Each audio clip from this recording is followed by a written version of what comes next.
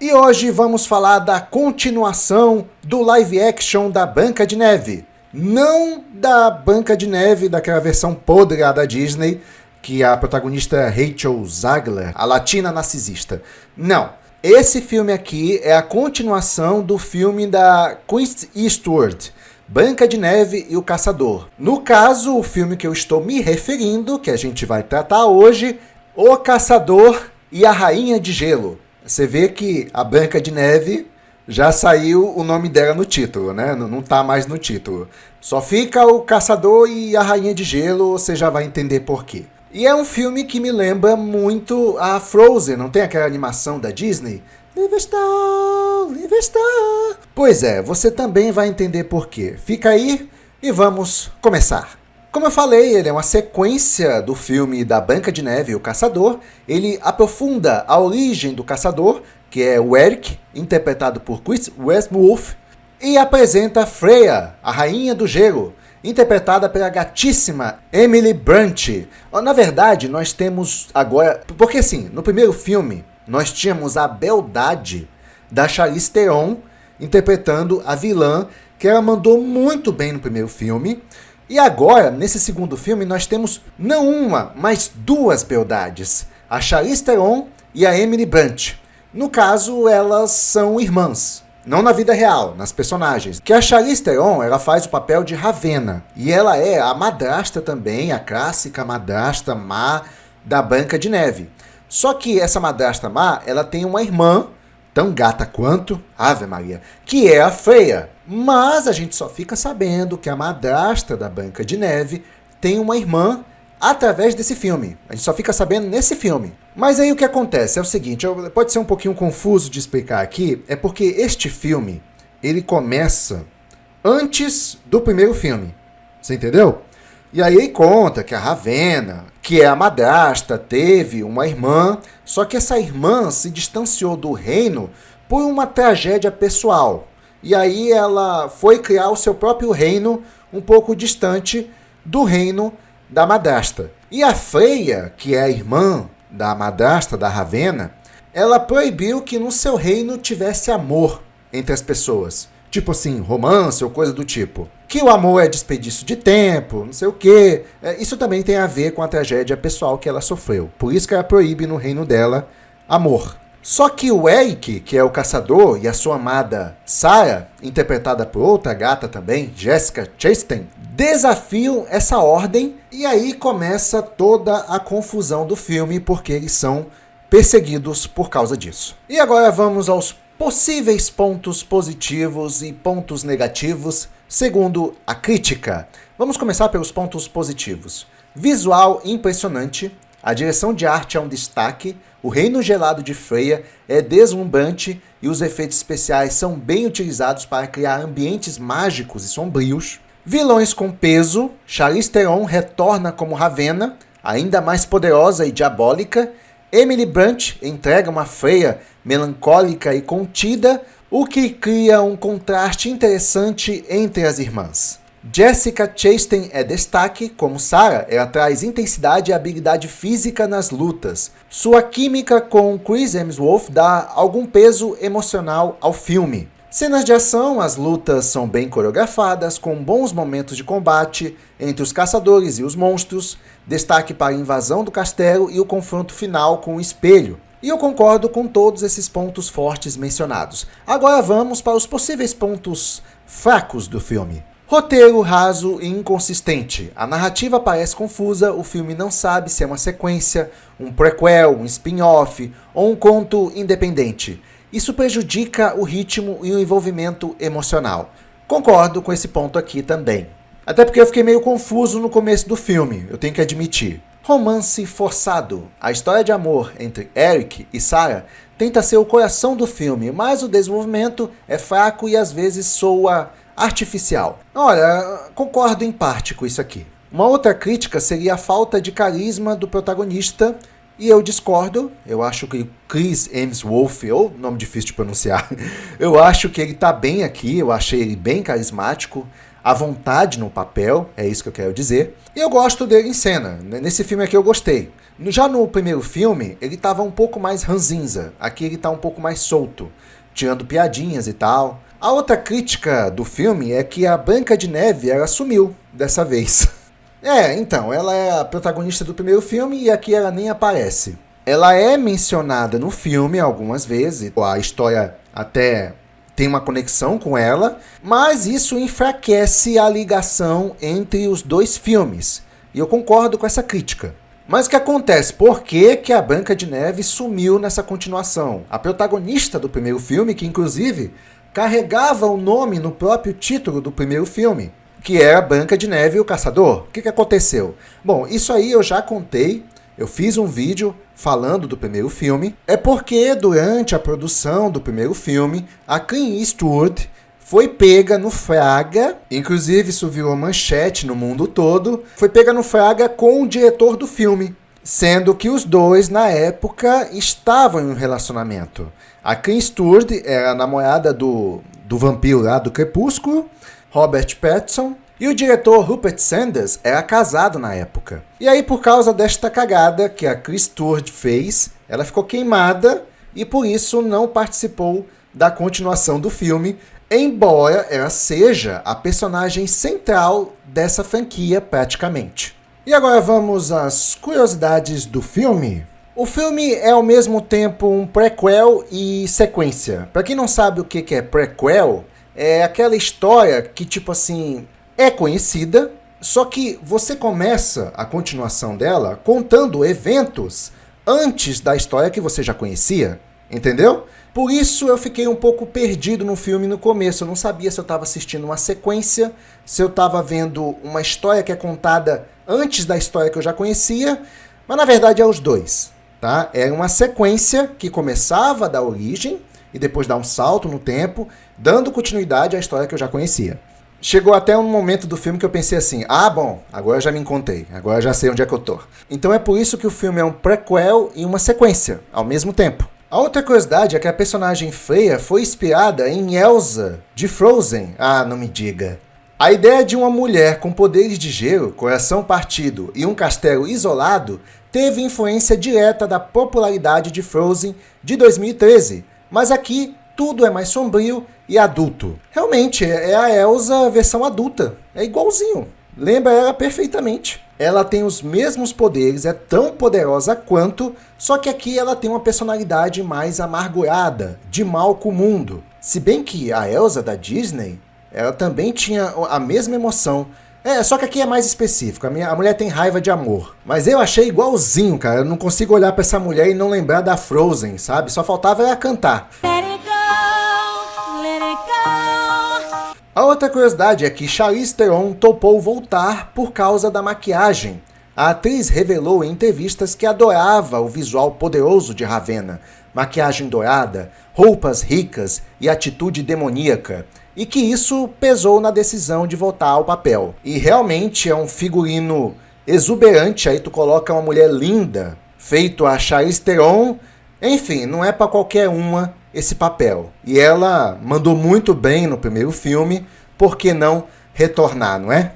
Outra curiosidade é que o filme custou caro e não foi nenhum sucesso. O orçamento foi cerca de 125 milhões de dólares e faturou na escala mundial 165 milhões de dólares.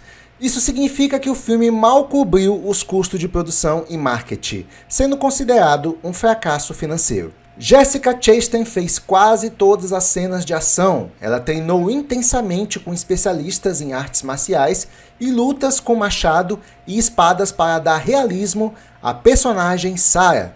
Ela mesma executou a maioria das lutas sem dublê. E olha, eu ficava vendo assim ela lutar, realmente ela é convincente como guerreira. Mandou muito bem, isso são para poucas, tá? Poucas mulheres conseguem ser convincentes como guerreira e ela conseguiu, mandou muito bem. O Espelho Mágico tem vozes diferentes em cada filme. No primeiro filme, quem dá a voz ao espelho é Christoph Hoebe, enquanto no segundo o espelho foi dublado por outro ator. Isso aumentou o debate entre fãs sobre se seria o mesmo espelho ou se por alguma razão ele havia sido corrompido. O filme quase virou uma franquia. Havia planos para criar um universo cinematográfico de contos sombrios, mas o desempenho fraco de bilheteria engavetou as sequências e spin-offs. Sem contar a cagada lá que foi feita pela Kristen Stewart, que eu diria que complicou um pouco mais a situação. E agora vamos para as lições do filme.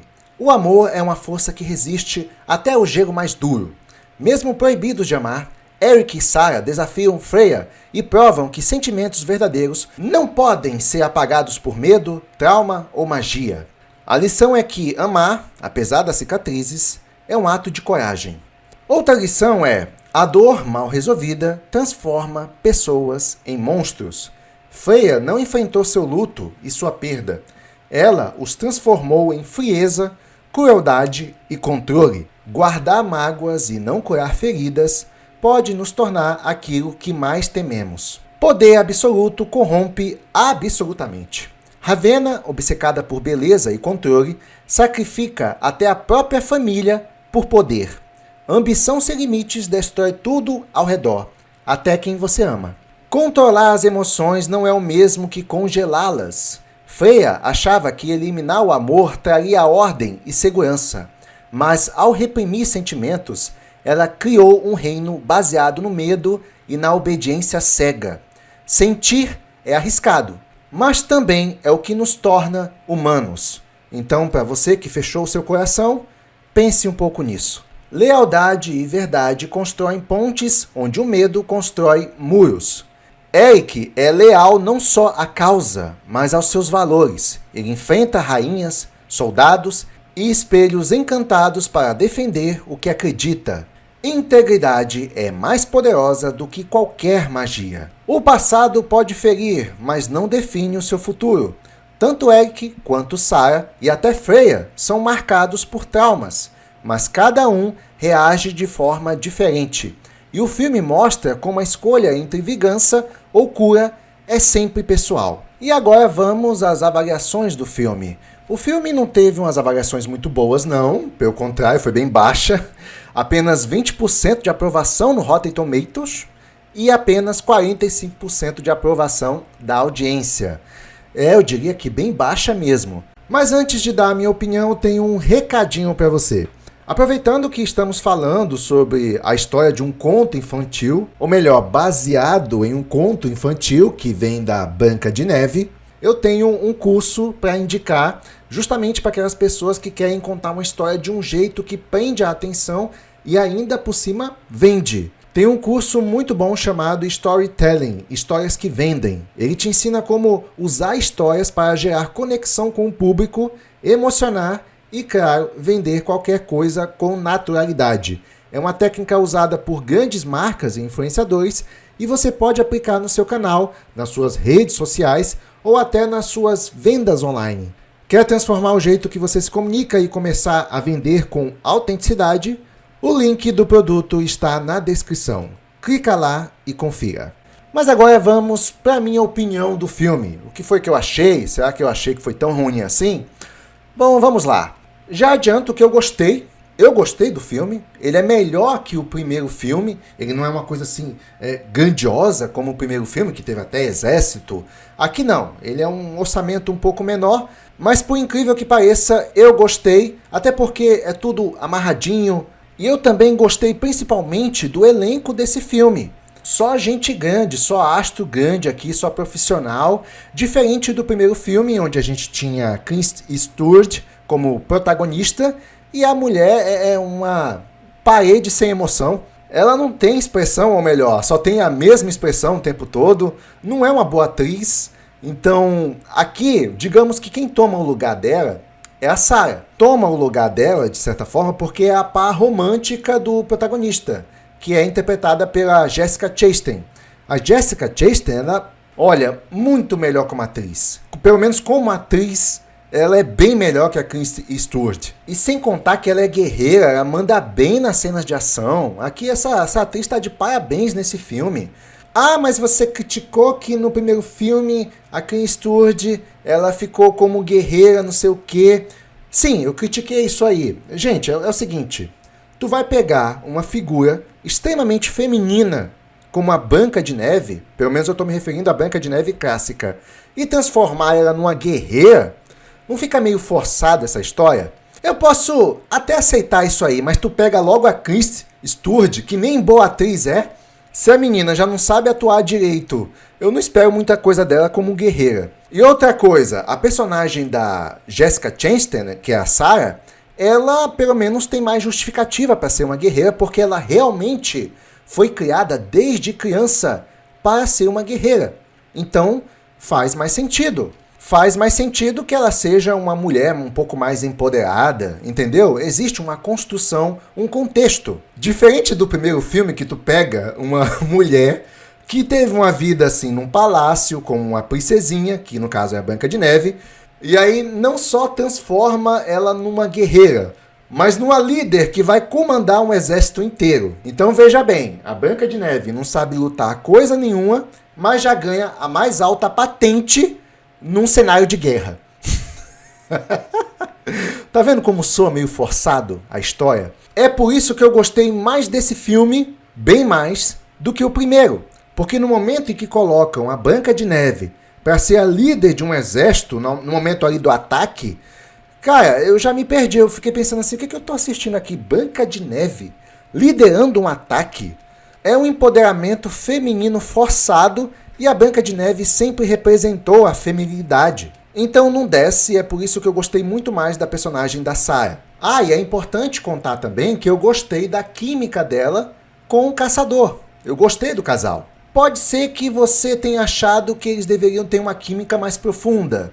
Eu até concordo, mas o que eu quero dizer é que pelo menos está aceito. Diferente do outro par romântico, que é o caçador e a Branca de Neve, que para mim não convenceu muito não, mas é o que tinha no primeiro filme. E agora eu vou falar das outras duas beldades desse filme. Vou começar pela gatíssima Emily Blunt. Ela manda muito bem como a Elsa, a Frozen. A Rainha de Gelo, pronto. Esqueci por um momento. Sério, eu não consigo imaginar. Pra mim é a Elsa adulta. É a Elsa com os mesmos sentimentos de angústia, ódio do mundo. Mas sem contar que também é uma ótima atriz, ela fica vislumbrante com aquela roupa.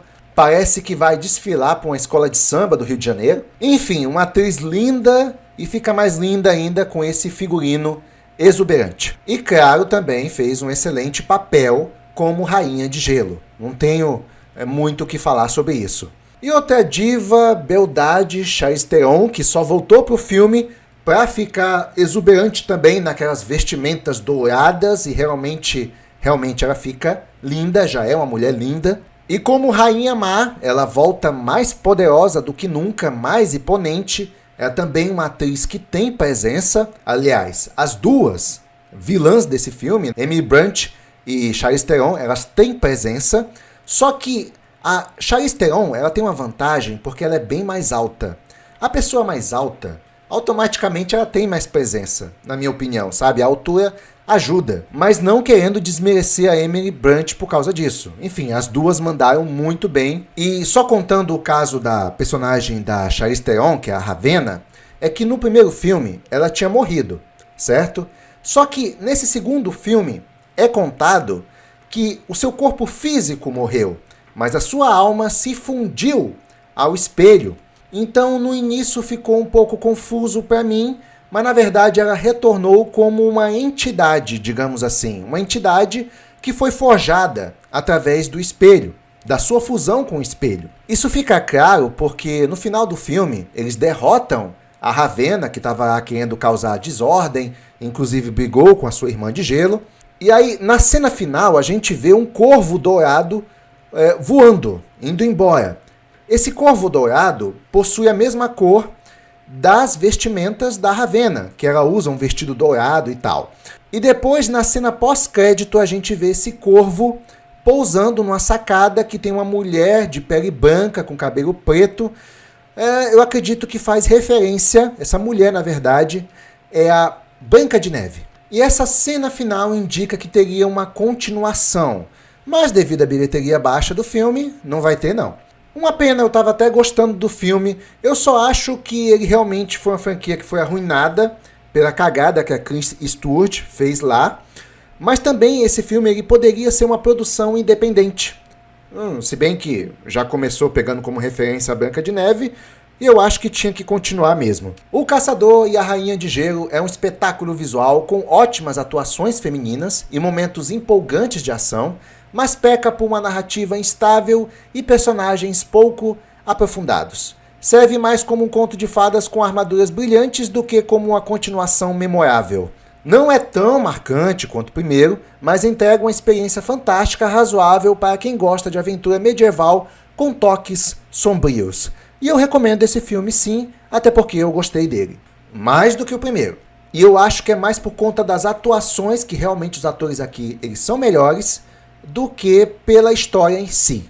Não, mas a história também é boa. Gostei da história. Bom, é isso, essa é a minha opinião sobre esse filme. Eu acabei de assistir ele, então eu tô dando aqui minha opinião fresquinha. Se gostou, deixa seu like. Também não deixa de comentar aqui embaixo se você gostou do filme ou não. E se achou a personagem da Freya a cara da Frozen da Disney, eu achei demais. Sem mais a comentar, vou ficando por aqui. Até o próximo vídeo. Até lá!